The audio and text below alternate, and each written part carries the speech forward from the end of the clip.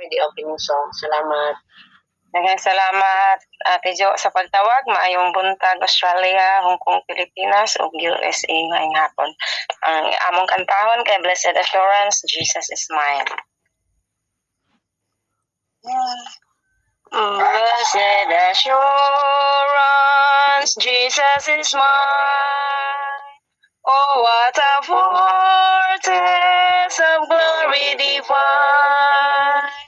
Year of salvation, porches of God, born of His Spirit, washed in His blood. This is my story, this is my song, praising my Savior all that day long. This is my story, this is my song, praising my Savior all the day long. Perfect submission, perfect delight, visions of rapture now burst on my sight. Angels descending, bring from above, because of mercy, whispers of love. This is my story, this is my song, praising my Savior all the day long. This is my story, this is my song, praising my Savior all the day long. Perfect submission, always at rest.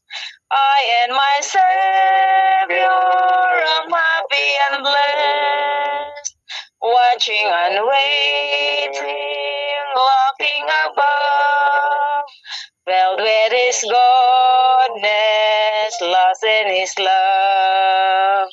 This is my story, this is my song, praising my Savior all the day long.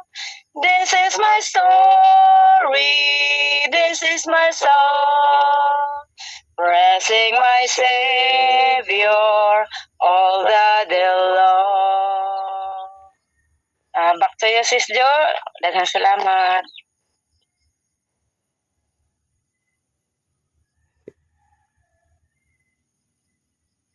Sis Jo, ako ibalik nimo Sis Jo. Salamat. Sige. Kung dugay kay mamute. Okay. Thank you kayo sa inyong manindot nga awit. Tingnan man ang minsay niini, Mr. and Mrs. Pingal. Okay, dili na ato nang ihatag ang opening prayer ni Brother Alan Salvo. Brother Alan, imo nang higayon for the opening prayer. Salamat. Okay. Good morning, Ma'am Jo. Salamat kayo. Maayong buntag sa tanan, Pilipinas, o maayong pong hapon diha sa US ng pastorista. So, mag-ampo ta ang pwede makaluhod, kung dili, okay na, iyong lang. Bota, amahan nga balaan, ikaw tagya sa mo hinulaman nga kinabuhi. Salamat kay Ginoo sa imong pagkamaayo. Labi na gid Diyos sa among pagkatulog. Nakamata kami ni matang kabutagon aron sa pagdaig sa imong ngalan. Labi na gyud dining adlaw nga igpapaulay. Kami makasimba sa espiritu sa kamaturan. Tata Ginoo nga ikaw sad magapanlangin sa tanan niining online worship. Mga kaigsunan, sa nagkalagyo kami, ikaw Ginoo magapanlangin sa matag usa ka namo. Atag ba palawas, kada sigon sa pag-alagad. Sa salamat kay Ginoo. Amo giampo nga ikaw ang gamanan sa tanang gamanan. Usa dasiga kami Ginoo sa amo pag-alagad. Pinigyo ding inapos ng panahon. Aron niya Ginoo stak na sa imong pagpadayag. Among handom nga makapuyo gid kami niya ng langit kita kana alang sa mga matarong. Salamat kay Ginoo sa mga panlangin. Tamtang kami magapaminaw karon sa mga mensahe sa awit ug mensahe pinagi sa imong mga pulong, mga testimony, kini Ginoo hatag ka na mo o kadasig sa matagusan ka na mo ng Diyos. Salamat kayo, binigay kang dudong, kasat Ginoo magapatlayan nga to kaniya, nagtawag na siya apan Ginoo sa pagbalik nimo, nasayad kami Ginoo, na siya mulukso na, alang sa pagsugat na ng kanimo. Tata, tanan Ginoo, ayaw kami pasagdi, kaming tanan. Salamat kay Ginoo sa imong pagkamayo. O pasaylo kami sa among sala, kini ang magsalamatan, pinaagi sa ngalan ni Ginoong Hesus amo personal maluluwas. Amen. Amen. Bato, either. Salamat Brother Alan sa atong pagpangabling pagampo ug karon ato naging ihatag ang higayon sa maghatag og testimony. Happy Sabbath day sa tanan ug happy preparation day diya sa US. Attorney, it's your turn. May buntag ng Jo, dadalan, may buntag dadalan. Pastor Bay, buntag Bay. Mayong hapon de Bay. Buntag ya bay, happy Sabbath bay. Happy Sabbath sa tanan. Ini nga akong testimony, ayaw mo kabalakan ini ha kay man ni mga sumpay lang ni apasumpay lang ni sa mga kaagi o mga testimony ni Pastor Nel Hista. Kadumdum siguro mo og ngalan Susi. Kanang Susi mo na si Joseph. O ang testimony ni Pastor Nel Hista nga diin gani si Joseph mabot. Ang Dios nauban kaniya o nagbatinumanon siyang sugo o gipanlanginan ang baong dapit diin si Joseph ay mutang. Kini ni ang akong sugilanon. Duha man ni ka klase God, may eksperyensya, may testimony. Ang eksperyensya agi lang na nga way labot ang kasubuan. Way labot ang kaagi sa imong pagkadusnon. Pero kini ni ang testimony dili kini mahimo nga walay kaluha. Sumala sa Isaiah 8:20, to the law and to the testimony. If they will not speak according to this word, it is because there is no light and dawn to these people. Kini ni ang murang hadlo ko nini. Ngano man? Kaya kung dili ko musulti nini, nagpasabot na ngit-ngit pa sa alkitran ang akong kinabuhi. To the law and to the testimony. May kaluhag yun ng testimony sa balaod. Una, katong nakaalot ko og piloto sa aeroplano. Kuman niya og tupi, inundayan siya nga, unsa may naman nimo dong, yun ko commerce. Siya ayaw na lang din pagbiro. Ano man? Imuon ka na ako nga, pagsugod sa ka og refueler sa gasolina sa akong aeroplano. Ako gas station dito sa Mongga, diri sa Mongga. So nagsugod ko og refueler, pero ngadto-ngadto mahimo na kang manager nga ng gasoline station. Tinuod din ang hitabo. Pero niya na yung pagka-refueler na ko, naunsa man nga Birnes dako, Birnes hapon, salop ng adlaw, na may abot na sundalo nga Air Force. Magpatubil o gasolina sa aeroplano kay gubat sa ulo. Ang hulog sa Mongga, pila lang ka minuto mapunta dito. Hapon na airport. Naubi karon kining sundalo kay mamugos no away mo ginako di ko mutubil. Oh, sir, palihog sir. Ayaw talaga akong magtubil ngayon, sir, kasi sa badista ko, sir. Kung sa Binse, sa Tagalog pa, sa badista akong malaki, sir. Ha? Sa badista akong dako, sir. Dili ko mutubil. Tawagin mo lang yung manager ng aming amo, sir. Namin ang tiya. Agitawag ang tagya, nga di kumutubil. Yung siya nga, iya man ang katungod. Kap, di na mutubil, tas taguan. Yung sa man nga, kuwan man bubat na sulok. Bala na niya, basta kay siya mo yung kasagdan, o mutubil ba siya ni mong dili. Yan ang punto mga isunan, to the law and to the testimony. Tungod kay kinibalaod man nga, papahulay kita adlaw nga balaan, Birnes gabi sugod, salot na masabalo. Mingon ko sa Ginoo sa may pagbuhaton na ning tawana na magpatubil magyod ining Birnes gabi. May humhong ang Ginoo na ingon ako nga tumanang akong sugo kaysa pagtuman nimo ng sundalo. Unsa may buhaton ng Ginoo? Tumawag ka na ko. Una among style, may sunan na telegrama. Pag telegrama na ko, may sunan. Bit-bit ako ang akong kamot. Akong giabagan ako, igor ako baga sa sundalo. Idala na ko sa ubos. Luhod me, ampo me. Mga gisunan, yun ang testimony. tungod sa pagbiran ako siya nga bagawa siya kabalibad, lusno po siya, luhod po siya. Pagluhod niya may sunan, sulod sa opisina sa among gasoline station. Wala pa ko kami mga kaisunan, may tawag ang ulo. Kap, huwag ka na lang tutuloy dito sa ulo. May ceasefire na kayo, may ceasefire na kami. Bukas na lang, mag-monitor ka na lang kung ano ang aming kalagayan dito sa ulo. Amen. Wala mga kaisunan mandayon ang ubat. Kay walay tubil ang gasolina, dili. Tungod kay kining inyong alagad may suunan gipalabi ko pagtuman sa sugo sa Dios kaysa pagtuman sa kapitan sa sundalo. Ikadua, testimony man gyapon eh. Ini nagedad na ko may suunan itong mga 24 pero ako baga murag bidontang lubi. Gwapo nga tao, kami kay kabaga kay mag-exercise kung ganito. Nga nakita nila nga may suunan sa among grupo sa among trabaho. Na medyo gwapo po ko. Dili siguro gwapo-gwapo, basta gwapo ko. Pero gwapo ko, niya, kinisalan siguro gwapo-gwapo, si Pastor Neil Hista siguro may pinagwapuhan. Nanamago ng mga comparative degree ba? Kay gwapo, gwapo-gwapo, kinagwapuhan. Ako gwapo ito parang na. Kusgan og lawas, niya, kusog og lawas. Daw ba may sunan kay nakaamo man ko og bayi nga balo. Ini nga balo ang babae, edad niya mga 34, ako ito 24. 10 years ang amo nga gap. Niya kanang bayhana nga balo, may anak siyang 14 anyos na bata, lalaki. Samtang kining iyang bana namatay na, tungod kay nianang hitgayon nga nagsakay sila og jeep dito sa Manila. Kay milyonaryo lagi, bastahan, negosyo.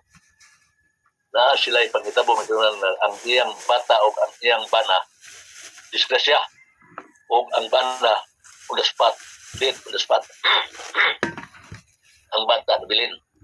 Ang bata nga nabilin, nabuhi, nadala sa hospital, niya nining idara, kay gamay kumanto ni tabo, pag edad ng mga 14 mo na tabo ni bata, abno nga bata, musulti ka niya, musumpay siya mga 30 minutes after pa.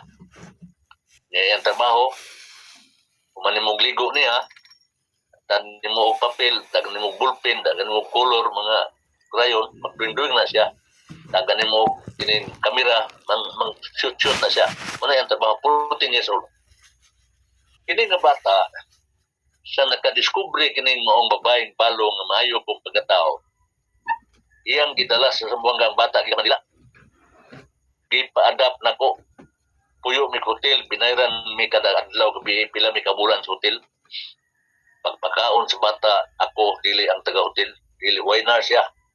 Ako yun mismo. Pagkaon, pailis, ligo, lugod, tanan. Pila mi kabulan to sa hotel. Samtang ko iyang trabante ha. Iyang kong trabante pero dito ko gihibutang sa iyang bata pag-alima. Wala na ko sa negosyo nga Kintwood Products. Kantong Kintwood Products, mga sanina, mga pisti, mga pranton. Moto ilang negosyo. Unya, nahanap po'y negosyo niya nga ilan o for export nga mga tuna fish ikan sa ulo ng Buanga, Padong, China, Hong Kong, Amerika. Unya, ginamit ang storage sa mga barko na mo tagbo, mo kuha sa mga mga isda nga storage. Hindi nga panahon na mga isunan. Kato na yung bayhana, dili basta-basta. Kaya ang isda nga gikan sa ulo, waan kong tinahe, isulod sa storage room, unya, doon ay mga 300 kabuok nga isda nga walay dili ilain ko nila, nga dili ko nila pakiton. Doon na tinahe. Pero nakadiscovery ko magsunan nga inig glaze na ko, sulod na ko ito buhok nga tabay. Pag glaze na ko, makamatikog ko nga dito lalong sasang na ay silupin ni sulod. Di ay kato na yung bayhana, smuggler o drugs. Ikan sa ulo, magdala to og marijuana, sulod to isda sa lalong tinahe. Padala sa Hong Kong, padala sa China. Pag uli, doon ay mga pulo kabong isda, nga wata-wata kuno kay taot o kunod.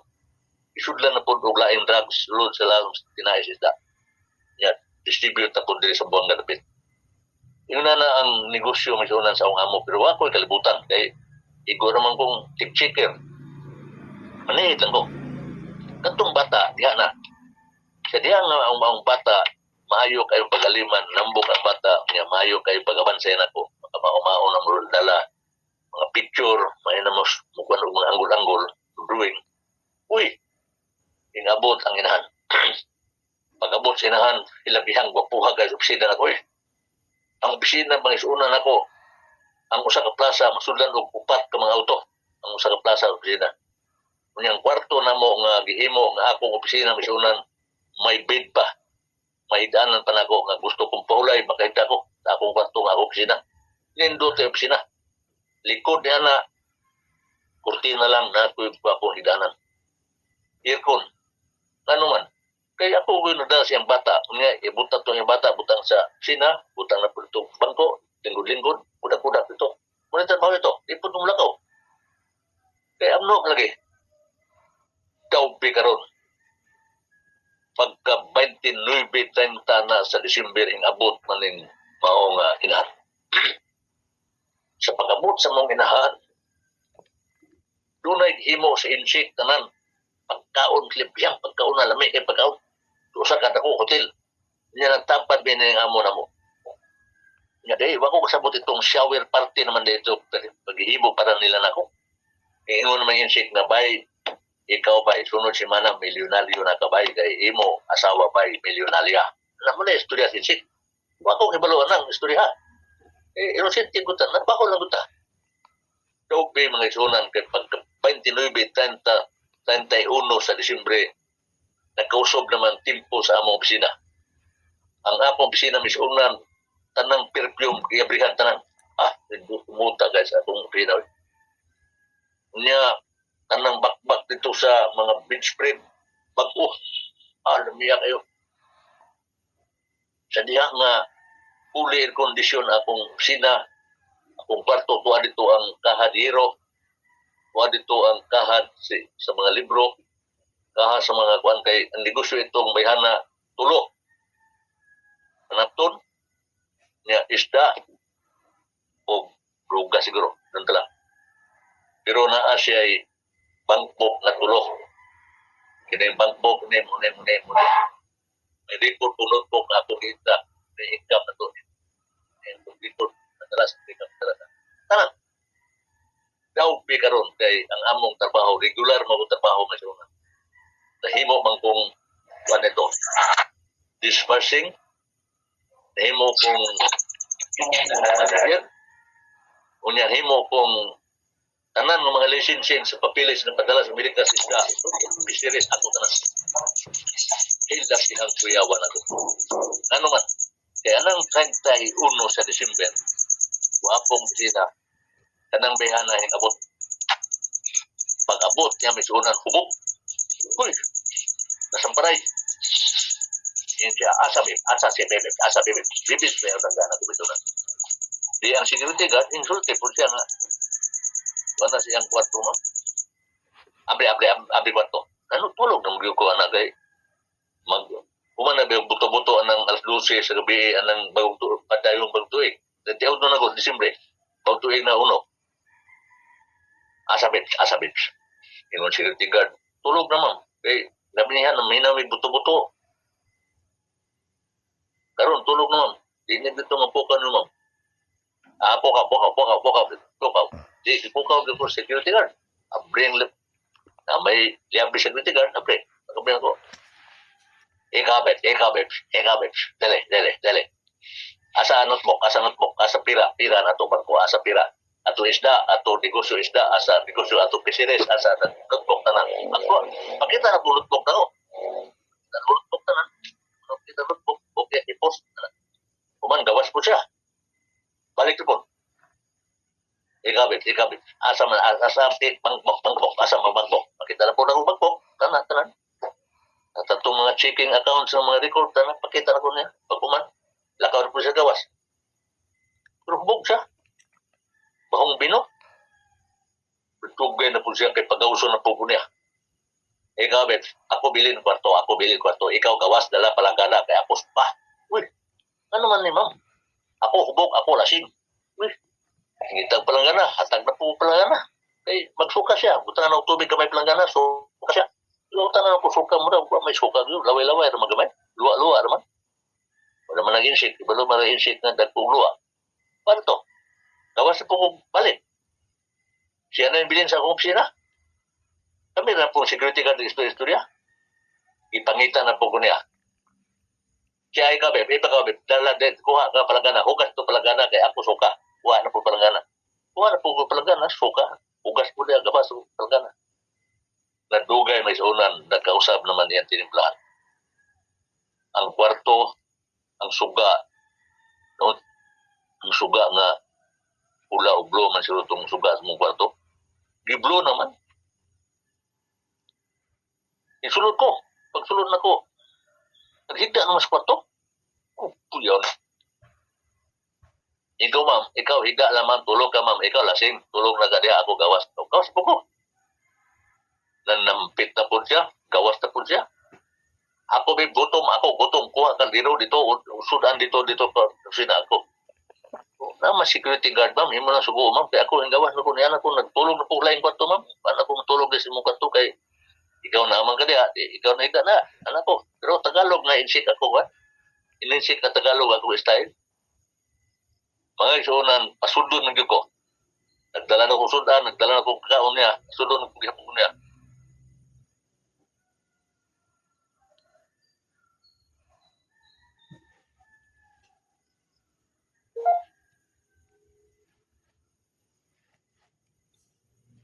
Ito, padayon ta.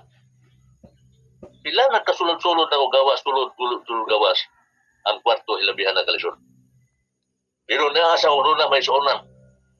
Ang kasukuan sa akong kinabuhi niya, dili ko makikuban sa tao nga dili matinuon.